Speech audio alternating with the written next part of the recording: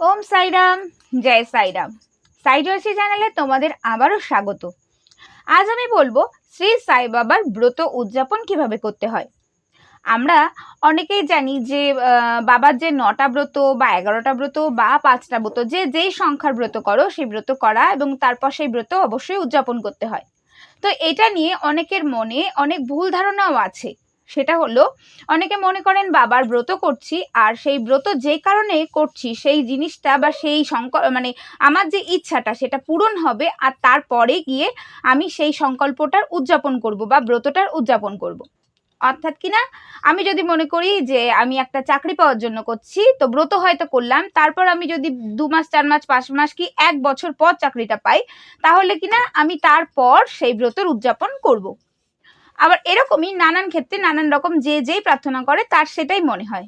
কিন্তু আসলেও এই জিনিসটা আমরা কিন্তু খুব বড় একটা ভুল করি। বাবার সাথে আমাদের সম্পর্ক দেওয়া নেওয়ার না। আমরা বাবার থেকে অনেক কিছু পাই, কিন্তু আমরা বাবাকে কি দিতে পারি?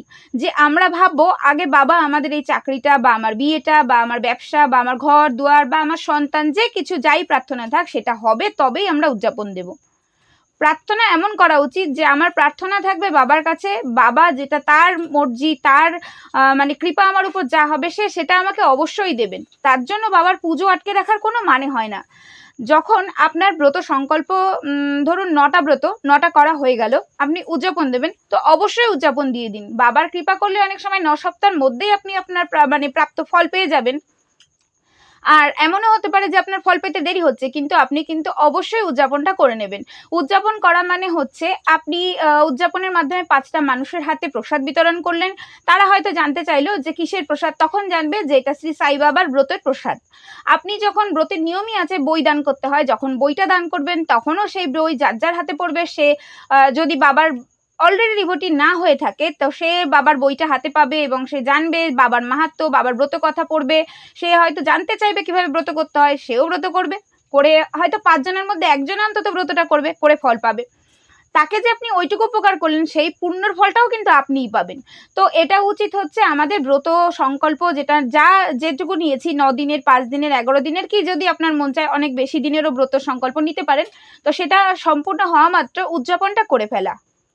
আর একটা কথা, উদযাপন করা মানেই বাবাকে খিচুড়ি, পায়েস, পোলাও, নানান রকম ভাজা ভুজি, তরি তরকারি, ফল, মিষ্টি, নৈবেদ্য এত কিছু দিয়েই যে উদযাপন করতে হবে তার কোথাও লেখা নেই।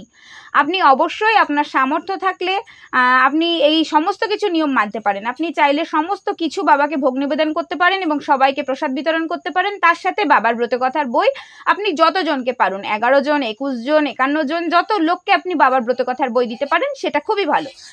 এছাড়া যদি মনে করুন আপনার সামর্থ্য নেই, অথচ আপনি ভাবছেন যে বাবার ব্রত কথা উদযাপন করব, তাহলে হয়তো ধার দেনা অমুক তমুক করে আপনি ব্রত উদযাপন করবেন।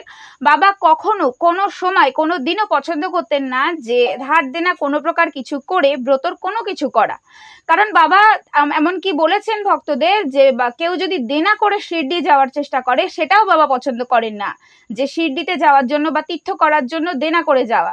যদি কপালে আপনার যাওয়া থাকে অবশ্যই হবে, তার জন্য দেনা করে যাওয়া নয়, আপনার কষ্টের পয়সা জমিয়ে আপনি যান, তাতে 5 বছর দেরি হয় তাও ভালো। তো সেই রকমই বাবা নিশ্চয়ই খুশি হবেন না যদি আপনি ধার দেনা করে বাবার এই ব্রত উদযাপনের জন্য বিরাট কোনো আড়ম্বর করেন। কারণ শ্রী সাই বাবা কখনো পছন্দ করেননি ওনার পুজোর কোনো আড়ম্বর বা ওনার জন্য কোনো বিশেষ আড়ম্বর করা। ভক্ত ভালোবেসে যা করে বাবা তাতেই খুশি হন। আর একটা কথা আমরা খুব ভালো মতন জানি যে বাবা অল্পতেই সন্তুষ্ট।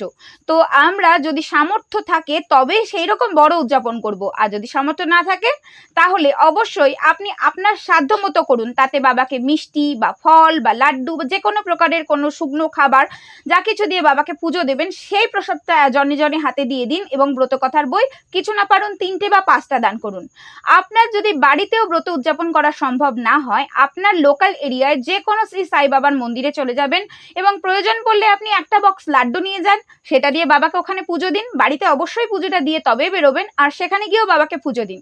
পুজো দেওয়ার পরে দরকার পড়লে ওই একটা প্যাকেটে যে গোটা লাড্ডু থাকবে তাতে 1 ডজন থাক, 10টা থাক, 5টা থাক, সেটা দরকার হয় ভেঙে ভেঙে জনে জনের হাতে দিন। আপনি গোটাও দিতে না পারেন ভেঙে হাতে দিন। আর বই 3টে থেকে 5টার মধ্যে দান করে দিন, তাহলেই যথেষ্ট। আপনার ব্রত উদযাপন কিন্তু সম্পূর্ণ হবে। আপনার প্রধান ব্রত উদযাপনের কাজই হলো বাবার প্রসাদ বিতরণ করবেন, মানুষের হাতে বাবার প্রসাদটা দেবেন, বাবার পুস্তকটা দান করবেন, যে ব্রত কথা বইটা, যাতে আরো 5টা মানুষ বাবার ব্রত কথা করে নিজের জীবনে কোনো ভালো ফল পায়। উদযাপন কথার অর্থটাই এটা। উদযাপন কথার অর্থ এটা নয় যে বাবা আমাকে এটা দাও, আমি তোমাকে বড় করে পুজো দেব। তো প্লিজ আমার কথাটা কেউ খারাপভাবে নেবেন না। আমি চেষ্টা করেছি আপনাদের ঘরের মেয়ে হয়ে বুঝিয়ে কথাটা বলার। তো যারা যারা ব্রত করছেন তারা অপেক্ষায় থাকবেন না, বাবা ফল দেবে তারপর আপনি ব্রত উদযাপন করবেন। ব্রতটা উদযাপন করে দিন, বাবার কৃপা এতটাই হবে যে আপনি অন্যের হাতে বাবার বই তুলে দেবেন, বাবার প্রচার করবেন, সবকিছু করবেন, বাবা হয়তো খুব তাড়াতাড়ি আপনাকে ফলটা দেবে।